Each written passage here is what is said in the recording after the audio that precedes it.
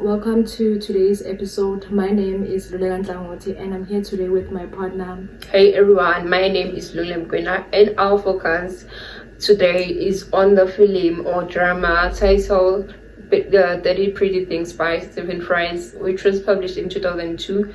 Basically, what we're gonna be doing today, we're gonna be exploring how Stephen Fry exposes the physical and emotional cost of globalization and how this film pulls us into the hidden spaces of London's underclass, revealing how the human bodies, especially the migrant bodies, become both the terrain and the currency of global economy. Yes, and to interpret these representations, we'll draw on to Emily Davis' 2006 article, which is the intimacies of globalization, bodies and borders on screen. So in regards to this, that Davis argues that the body intimacy becomes a kind of metaphorical language, a way through which the film and television make visible consultations of national and ideological borders. Yeah. So what the process that you're gonna follow for this podcast is firstly you're gonna be contextualizing the film and move on to the title, as I believe it holds significance, and also we're gonna be exploring how Stephen Fry and Emily Davis' article help us to understand the relationship between borders, globalization and bodies. Yes, so we'll begin by contextualizing the film, which this film is released in 2002 and it's directed by Stephen Fry. Mm-hmm. So Dirty Pretty Things is a social thriller set in contemporary London, this film, and it stars characters such as Chiwetel Ejiofor, who is played by Okwe. Yeah, and then who is a Nigerian doctor, but undocumented and lives in London, and also Aubrey Tawote, who plays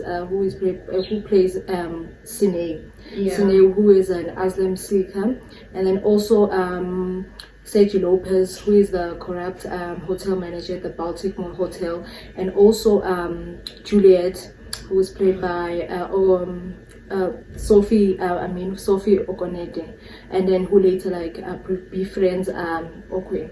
Oh, so just a summary of what this film is about. So this film basically touches on Okwe and Senai as they navigate the life on the margins. They are both performing the labor in the city's invisible economy, cleaning rooms, driving taxis, and performing the labor that sustains the invisible economy, and you can say the global image of London's. And another thing that I believe is important is the fact that Okwe discovered the hard blocking the hotel toilet, and this discovery led forced her to confront the moral and bodily violence that globalization inflicts on those who are marginalized or rendered invisible. Yes, so in this case, Fry situates the story in spaces most tourists don't get to see, or never see, the kitchens, laundries, and the service corridors at the luxury hotel. These are the back rooms of globalization in some sense, where migrants sustains the city's beauty and immense at an immense personal cost. So in short, you can say they operate in hidden spaces, right? Yeah, and through the setting, the Dirty Pretty Things visualizes what Davis describes, the article for Davis described as the intimate economies, of globalization, networks of exchange and dependence that operates through the body. Yeah. So in short, the film thus becomes not merely a story about migration, but a microcosm of the global condition, as it shows that in a world shaped by movement and inequality, the body becomes the last border, the site whereby power, vulnerability, and survival collide. Yeah, and then now we'll be moving on to the significance of the title.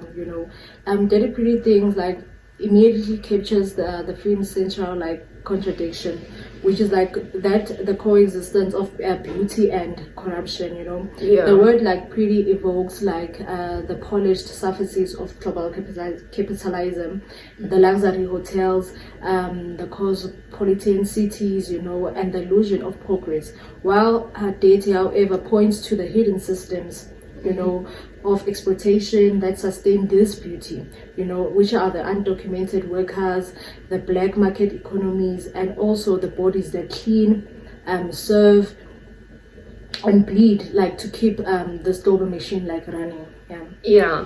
So Frias here constructs this tension visually. The hotel's marble floors and soft lightings contrast with the grind of the servers' quarters and the sterile horror of the operating room, whereby the organs are illegally removed. So this film constantly oscillates between the two worlds, between appearance and decay. Yes, and like to add that this duality like mirrors Davis's like claim that globalization is experienced through intimate like contradictions. The same processes that promise us or promise people connection and mobility also like produce alienation, exploitation, and control towards them. The pretty face of globalization, like it's like say like open doors of capital and travel. Depends on like the deity of restricted movement, like for people like Okwe and Sine, like as shown in the film.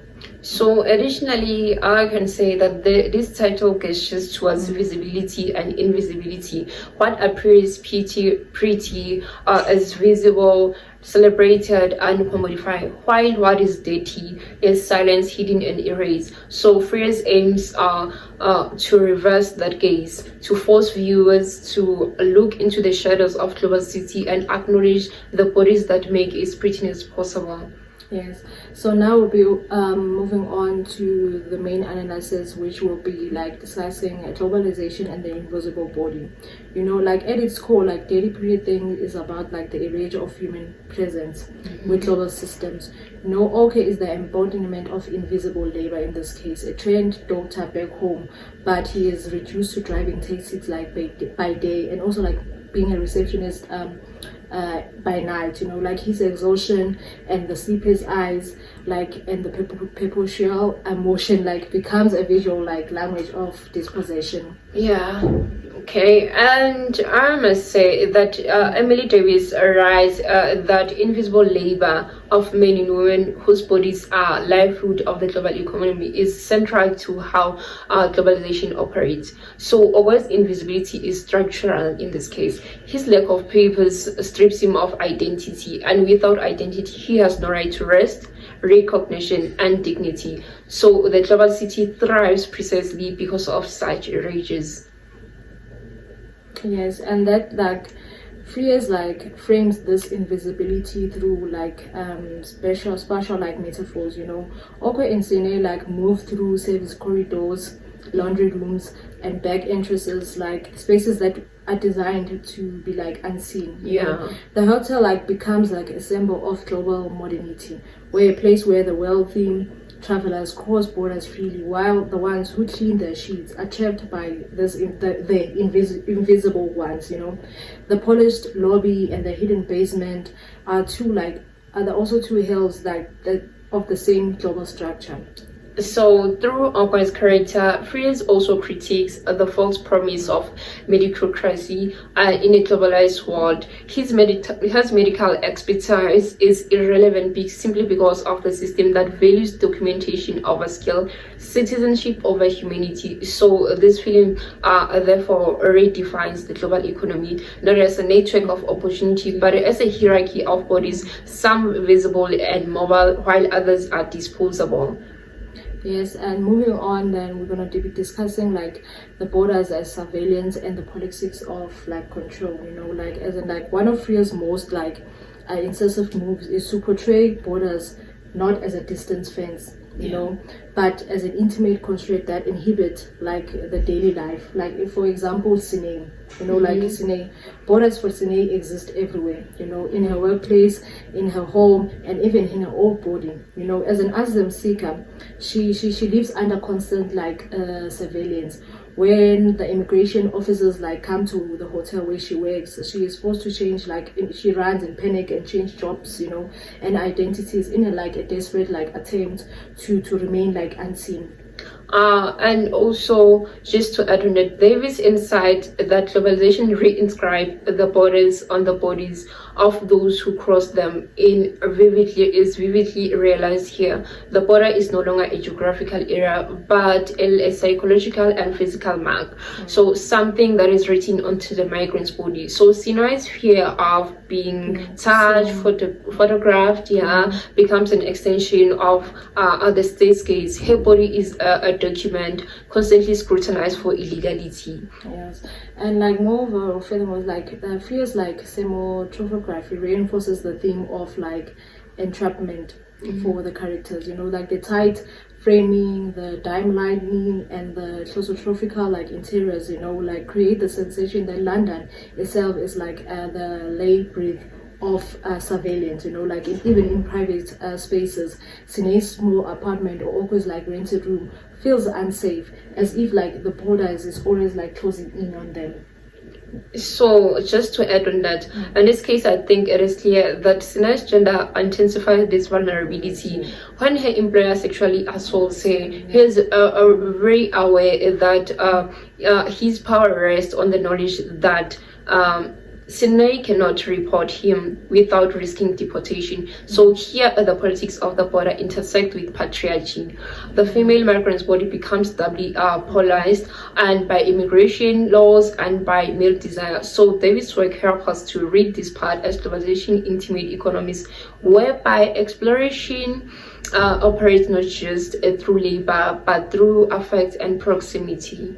Yes, and moving on is the commodification of the body, the organ trade at the heart of daily created things illustrates the commodification of the human body under the global capitalism, in this black market economy. The kidney becomes a currency, a passport, or a ticket to freedom, and that the migrant's body is no longer metaphorically exploited, but it is literally dismembered and sold for exchange.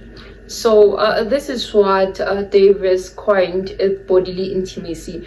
He illuminates these scenes and mentions that the surgeries are performed in these secret and in crime total rooms, whereby intimacy between doctor and a patient are traditionally one of care becomes coercion. So he argues that such scenes reveals how globalization converts intimacy and into exploitation.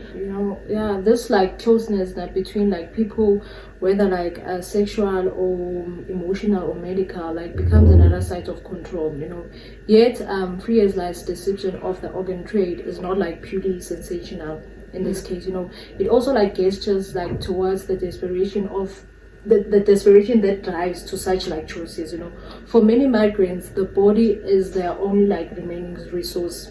And fostering that the exchange of the kidney for a passport encapsulates the cruel irony of globalization. Freedom in some sense is saying that freedom is accessible only through self-sacrifice, saying that the system now demands that a piece of the flesh in return for belonging. And moving on to a part that I believe is our last part for this discussion, which is power, intimacy, and resistance. So amid all this exploitation, Freeze introduces another form of intimacy, one rooted in solidarity rather than domination, which is the relationship between Oke and Sinai, which I believe it is marked by tenderness and restraint. Their connection is emotional, but not that it is sexual. It is a space of mutual recognition in a world that refuses to see them. Yes, and also to add on that this is what Davis calls the counter intimacies of globalization, the relationship that resist commodification and reclaim the body or as the site of humanity rather than a profit. I think the scene that we can add is the last scene whereby they are going to submit the kidney to that, if I might say, exploiter.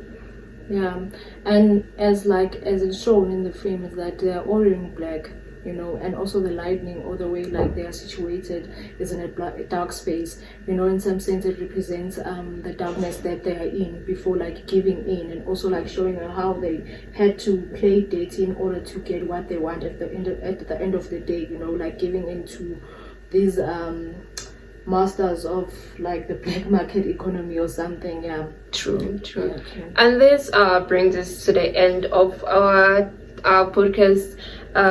Thanks for watching, and if there are any questions, yeah, I believe that maybe this gave you a hint of how you guys can understand what Emily Davis article, the foundation that it lays in order for us to understand this film by Stephen Frears, and the different relationship between globalization, the body, and the border. Yeah, thanks. Yes.